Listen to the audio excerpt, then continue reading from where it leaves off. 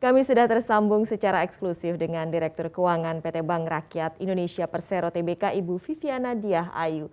Selamat siang Bu Vivi, terima kasih waktunya untuk Power Lunch dalam segmen khusus Money Talks ini. Siang Mbak Alin.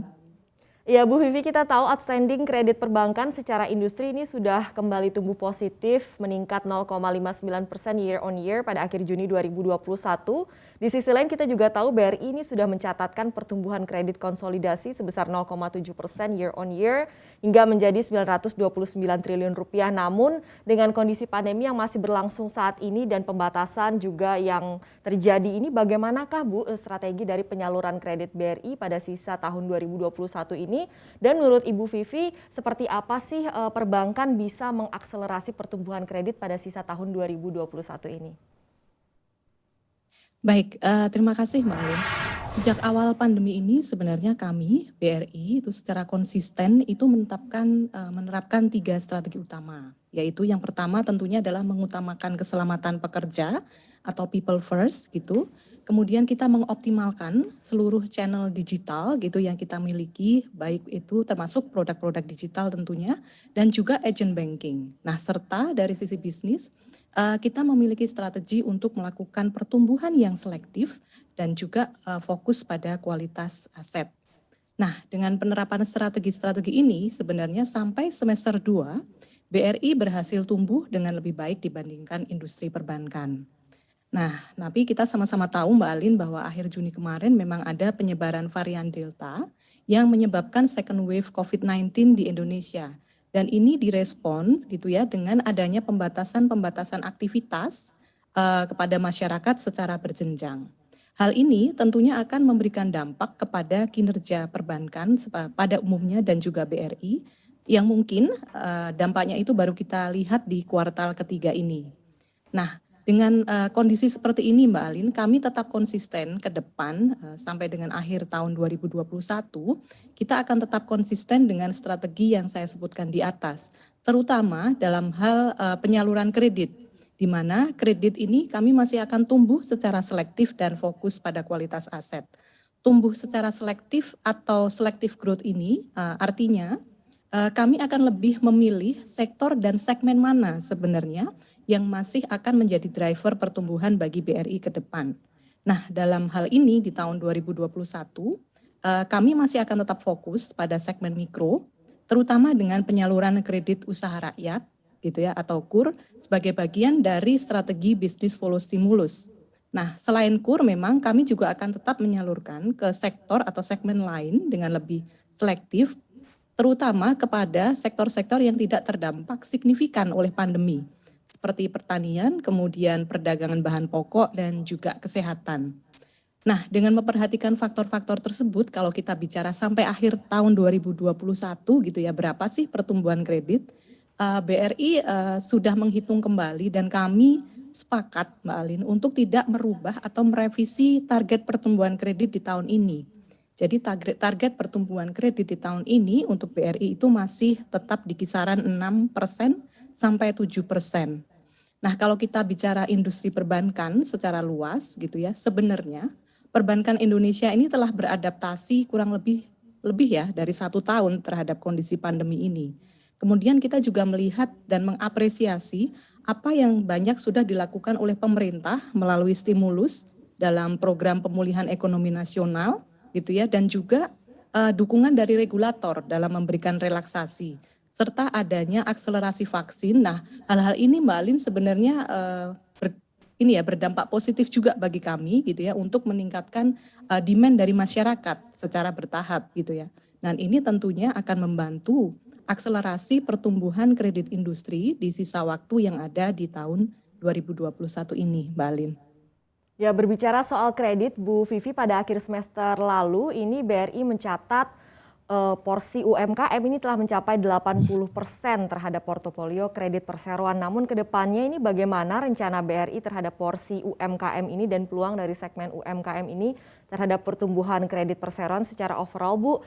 Kemudian apalagi BRI kita juga tahu ini akan menjadi induk dari holding ultramikro yang membawahi anggota holding yaitu PNM dan Pegadaian.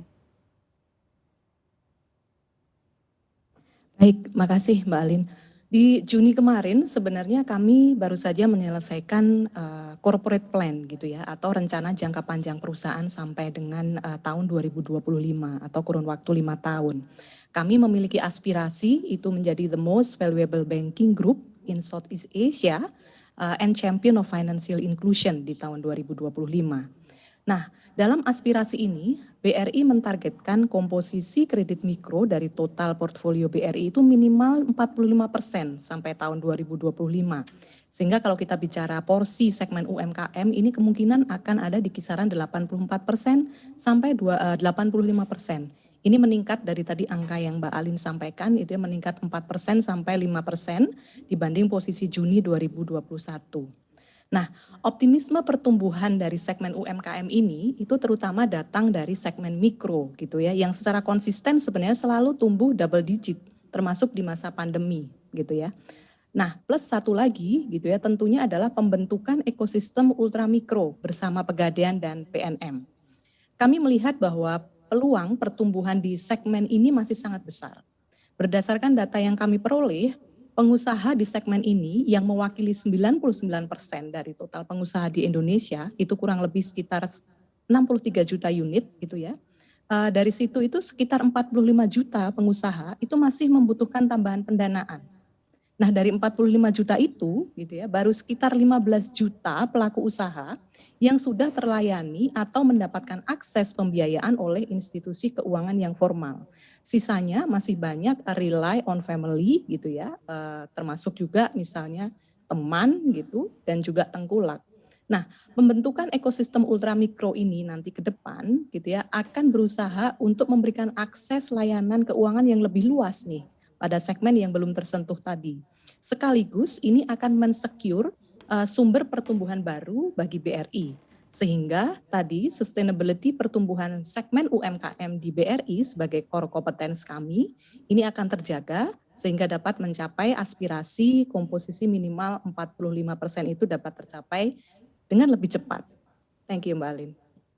Iya Bu Vivi, kemudian yang ini juga banyak dinanti-nantikan ya perkembangan update-nya terkait dengan rencana rights issue BRI sendiri yang sudah mendapatkan restu dari pemegang saham. Sudah sejauh mana nih Bu persiapan BRI untuk hal ini dan juga bagaimana optimisme BRI terhadap aksi korporasi ini mengingat rights issue perseroan ini adalah yang terbesar di kawasan Asia nih Bu Vivi. Iya, oke Mbak. Sejauh ini memang rencana right issue masih berjalan sesuai dengan jadwal yang memang mungkin teman-teman sudah banyak baca di media. Saat ini kami tengah memasuki tahap final, kami sudah memperoleh pernyataan efektif dari OJK Pasar Modal kemarin, sehingga kami harapkan untuk right issue ini dapat selesai di akhir September 2021. Nah, kami percaya bahwa aksi korporasi ini akan disambut positif oleh stakeholders. Mengingat sebenarnya investment thesis yang kami usung ini tidak hanya membawa economic value, namun juga social value. Dengan pembentukan ekosistem ini, kami berharap gitu ya dapat memperluas akses layanan keuangan formal yang lebih terintegrasi dalam satu ekosistem, sehingga dapat memberikan kesempatan bagi para pelaku usaha di segmen ultramikro dalam program pemberdayaan yang tentunya akan meningkatkan skala bisnis mereka. Kalau kita bicara dari sisi penciptaan value bagi para pemegang saham, kita lihat upaya right issue ini untuk membentuk ekosistem ultramikro ini disambut baik oleh pemegang saham publik BRI. Sebagai contoh, dalam RUPS luar biasa kami yang kita selenggarakan kemarin 22 Juli, sekitar 73% pemegang saham publik itu berpartisipasi dan 65% dari total pemegang saham publik itu menyetujui usulan right issue ini. Nah, upaya pembentukan ekosistem ini tentunya akan membawa sinergi gitu ya, baik dari sisi revenue enhancement maupun cost efficiency, baik bagi BRI, Pegadaian maupun PNM. Nah, sinergi ini tentunya yang akan wajib gitu ya kita monetisasi ke depan dengan eksekusi yang baik. Nah, sebagai informasi memang saat ini BRI, Pegadaian dan PNM kita bersama-sama mempersiapkan post integration plan seperti antara lain co-locations gitu, kemudian product offering dan juga ultra micro application yang akan menjadi integrated sales platform yang akan menjadi backbone dari implementasi sinergi.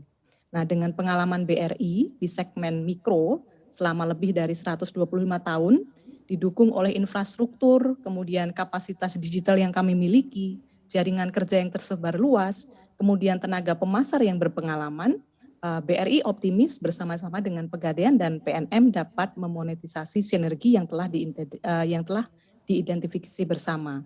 Jadi bagi masyarakat yang ingin berpartisipasi dalam right issue BRI, itu harus menjadi pemegang saham BRI dulu nih Mbak Alin, itu sebelum selambat-lambatnya itu tanggal 9 September 2021. 9 September ini ya, pastikan memiliki saham BRI jika ingin berpartisipasi dalam rights issue-nya. Nah, Bu Vivi, sejauh mana efek yang bisa ditimbulkan ke depan nih dari aksi rights issue ini terhadap permodalan untuk BRI, misalnya untuk posisi capital adequacy ratio dan juga kapasitas ekspansi perseroan ke depan, Bu Vivi? Iya. Jadi BRI itu secara aktif kami melakukan capital management. Artinya kami selalu menyeimbangkan antara kebutuhan permodalan untuk tumbuh, untuk ekspansi, kemudian juga pemberian imbal hasil yang menarik kepada para pemegang saham, dan juga kebutuhan permodalan untuk memitigasi risiko. Nah, transaksi right issue ini tentunya akan memperkuat permodalan BRI gitu ya, untuk meningkatkan kapasitas ekspansi perusahaan, terutama memperkuat core kompetensi BRI yang tadi saya sebutkan dengan melakukan penetrasi ke segmen ultramikro. Dengan asumsi ini ya Mbak Alin, apabila 100% pemegang saham publik berpartisipasi gitu, maka rasio kekuatan permodalan atau tadi disebut capital adequacy ratio BRI itu akan berada di level sekitar 24% sampai 25%. Dan ini cukup untuk mendanai pertumbuhan kredit dalam kondisi yang normal sekitar 14% sampai 16% per tahun. Apabila memang kami tidak dapat memenuhi target pertumbuhan yang sehat di level yang tadi saya sebutkan, maka kami akan secara aktif kembali mereview capital management, terutama dalam hal ini adalah dividend payout ratio, sebagai wujud untuk memberikan imbal hasil yang baik kepada seluruh pemegang saham BRI. Jangan lupa install aplikasi CNBC Indonesia di App Store maupun di Play Store untuk mendapatkan informasi dan perkembangan terkini dari berita-berita ekonomi dan bisnis.